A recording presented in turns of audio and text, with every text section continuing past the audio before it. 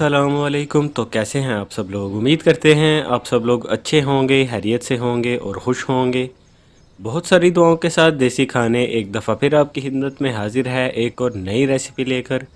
तो व्यूअर्स, आज एक मज़ेदार रेसिपी हम आपके लिए लेकर आए हैं। आज हम आपको बताएंगे किस तरह आप अपने घर पर ही मज़ेदार कच्चे आम का मुरब्बा बना सकते हैं। तो आज की जो रेसिपी है व्यूअर्स, बहुत ज़्यादा हेल्दी रेसिपी भी है, इसी के साथ साथ जायके में भी बहुत ज़्यादा लाजवाब है। तो चलिए शुरू करते हैं और बनाते हैं मज़ेदार कच्चे आम का मुरब्बा। तो सबसे पहले जो है आपको आज की रेसिपी के जो इंग्रेडिएंट्स हैं वो बता देते हैं। तो इस तरफ हमने इलायची का पाउडर रखा है 1 टीस्पून के बराबर। साथ में कच्चे आम रखे हैं और दूसरी तरफ हमने रखी है चीनी, जो हस्बे ज़रूरत इस्तेमाल करेंगे। तो चलिए रेसिपी को स्टार्ट करते हैं। यहाँ पर जो कच्चे आम थे उनको अच्छी तरह से हमने धो के रख लिया था पहले। अब उनका जो छिलका है वो उतार लेंगे। एक और चीज़ यहाँ पर आपको बताते चलें कि जितनी क्वांटिटी में आपने कच्चे आम लेने हैं उतनी ही क्वांटिटी में आपने चीनी लेनी है। मसलन अगर आपने आधा किलो के बराबर कच्चे आम लिए हैं तो चीनी भी आपने आधा किलो के बराबर ही इस्तेमाल करनी है, और अगर 1 किलो के बराबर आपने कच्चे आम लिए हैं तो चीनी भी आपने 1 किलो के बराबर इस्तेमाल करनी है। तो आज की जो रेसिपी है व्यूअर्स, कच्चे आम का मुरब्बा, बहुत ही मज़ेदार और जायकेदार रेसिपी है। आप इसे ज़रूर ट्राई करिएगा और अपना फ़ीडबैक भी हमें ज़रूर दीजिएगा कि आज की रेसिपी आपको कैसी लगी। तो जैसा कि आप देख रहे हैं यहाँ पर अभी हम छिलका जो है वो उतार रहे हैं, और आप कोशिश कीजिए बिल्कुल ज़्यादा जो है आपने अच्छी तरह से फ्रेश जो कच्चे आम हैं वो लेने हैं।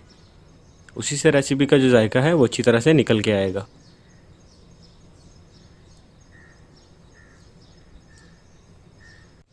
तो लीजिए यहाँ पे आप देख रहे हैं अच्छी तरह से हमने जितने भी हमारे पास कच्चे आम थे उनका छिलका हमने उतार के उनको रेडी करके रख लिया है। अभी नेक्स्ट स्टेप में जो है इनको हम उबाल लेंगे और उबाल के रेडी करके हम रख लेंगे।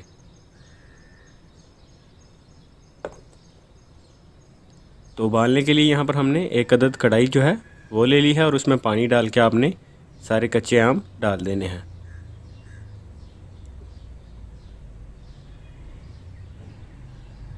तो यहाँ पर कच्चे आम को उबालने की वजह यह है कि उबालने से जो है इसकी जो स्किन होगी, जो गूदा होगा, वो नरम हो जाएगा, और नरम होने के बाद जब हम रेसिपी पकाएंगे मज़ीद तो अच्छी तरह से रेसिपी तैयार हो जाएगी। तो एक तरफ जो है हमने कच्चे आम जो है उनको चूल्हे पर चढ़ा दिया है, और दूसरी तरफ जो है हमारे पास जो चीनी है उसे किस तरह से रेडी करना है वो आपको बताते हैं। पहले इस तरह से बर्तन में 1 गिलास आप पानी ले लीजिए और चीनी जो है उसे ऐड कर दीजिए। आधा किलो ही आम है और आधा किलो ही यहाँ पे चीनी रखी है हमने, तो चीनी को भी चूल्हे पर चढ़ा देंगे। अब ये देखिए हमारे जो आम है उनको हमने पकाना शुरू कर दिया है। यहाँ पे बिल्कुल सारी रेसिपी आप देखते जाइए, साथ साथ जो है आपको बताते जाएंगे कहाँ पे कौन सी चीज़ जो है किस तरह से आपने बनानी है। तो यहाँ पे हमने चीनी आपके सामने डाल दी थी। अभी बिल्कुल एक जो है यहाँ पे आपने पकाते रहना है, और एक शीरा जो है जिसे चाशनी कहा जाता है उस तरह से आपने यहाँ पे चीनी को रेडी कर लेना है। इस तरफ जो है पानी को उबाल आना शुरू हो चुका है, और अभी हमने जो आम रखे हैं उनको अच्छी तरह से हमने उबाल के रेडी करके रख लेना है। अपना प्यार और सपोर्ट व्यूअर्स इसी तरह से बनाए रखिए। आप ही की सपोर्ट से आगे बढ़ते रहेंगे और मज़ीद आपके लिए ऐसी ही आसान रेसिपीज़ हम लेकर आते रहेंगे। अगर वीडियोज़ आपको अच्छी लगे तो प्लीज़ उनको लाइक ज़रूर किया करें। तो आम हमने रेडी करके रख लिए हैं। अब एक कढ़ाई में हमने जो शीरा तैयार किया है, जो चाशनी तैयार की है, उसे ऐड करेंगे। पानी में जो चीनी डाल के हमने अच्छी तरह से जो शीरा रेडी किया था उसे हमने डाल दिया है कढ़ाई में। थोड़ी ही देर जो है यहाँ पे पकाने के बाद साथ ही हमने जो उबाल के कच्चे आम रखे हैं उनको यहाँ पे शीरे में यानी कि चाशनी में ऐड कर देंगे।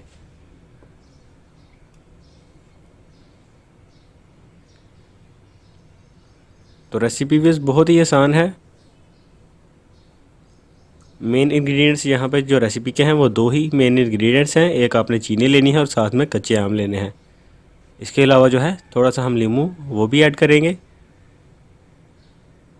साथ में इलायची का पाउडर जो है وہ بھی خوشبو اور ذائقے کے لیے تھوڑا سا ایڈ ضرور کریں گے۔ اور لیمو کا رس جو ہے اسے استعمال کرنے کا ویوز فائدہ یہ ہوگا کہ اس میں سٹرک ایسڈ کافی زیادہ ہوتا ہے، اور وہ جو ہے ایز اے جو ہے ایجنٹ کام کرتا ہے پریزرو کرنے کے لیے، ریسیپی کو زیادہ دیر جو ہے محفوظ رکھنے کے لیے۔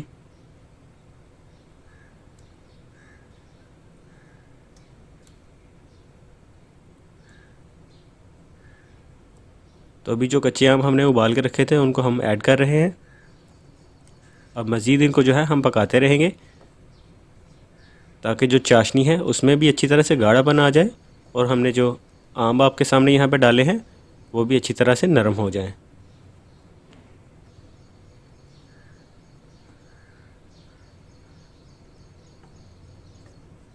تو یہاں پہ جو ہے اچھی طرح سے آپ نے ان کو ریڈی کرنا ہے، تھوڑا سا وقت آپ کا ضرور لگے گا ریسیپی کو ریڈی کرنے میں۔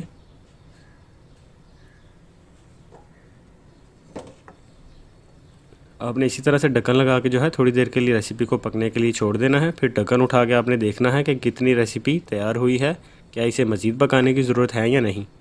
ایک پیس جو ہے کچے آم کا آپ نکال کے اسے دبا کے چیک کر لیجیے کہ وہ نرم ہو چکا ہے یا نہیں۔ ابھی مزید ہم نے تھوڑی دیر کے لیے ریسیپی کو اور پکانا ہے۔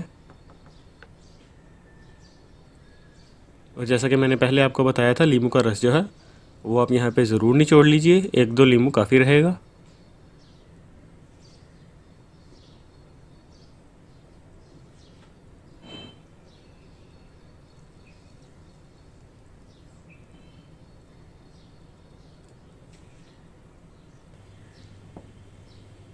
تو جیسا کہ میں پہلے آپ کو بتا رہا تھا، ریسیپی کو پکاتے وقت آپ نے اس طرح سے ایک پیس نکال کے اسے دبا کے چمچ سے یا ہاتھ کے ساتھ اگر دبا سکتے ہیں تو دبا لیجئے، چیک کر لیجئے کہ اچھی طرح سے جو ہے گودا جو ہے وہ نرم ہو چکا ہے یا نہیں۔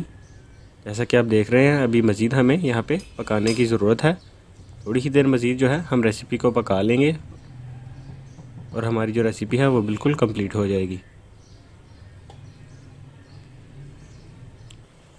تو لیجئے یہاں پہ ہماری آج کی جو ریسیپی ہے وہ بالکل ریڈی ہو چکی ہے۔ اب اسے ڈش آؤٹ کر لیتے ہیں۔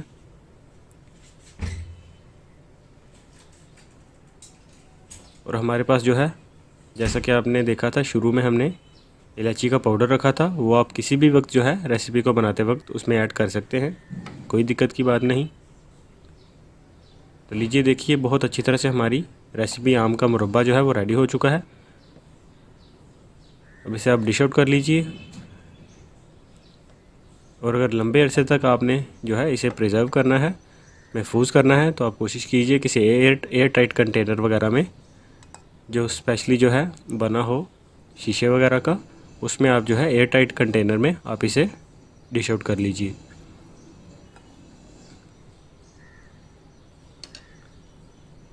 تو ریسیپی کو ڈش آؤٹ کرنے کے بعد تھوڑی سی جو ہے گارنشنگ کرتے ہیں، 4 مگز جو ہیں تھوڑے سے بیج ہم اس کے اوپر ڈال دیں گے۔ تو یہ تھی ہماری آج کی ریسیپی، امید کرتے ہیں آپ کو ضرور اچھی لگی ہوگی اور آپ اسے ٹرائی بھی ضرور کریں گے۔ اگر آج کی ویڈیو آپ کو پسند آئی ہو اسے لائک کیجئے، شیئر کیجئے، اور جو لوگ نئے ہیں ہمارے چینل کو سبسکرائب کر دیجئے۔ اب ہمیں اجازت دیجئے، پھر ملیں گے، اللہ حافظ۔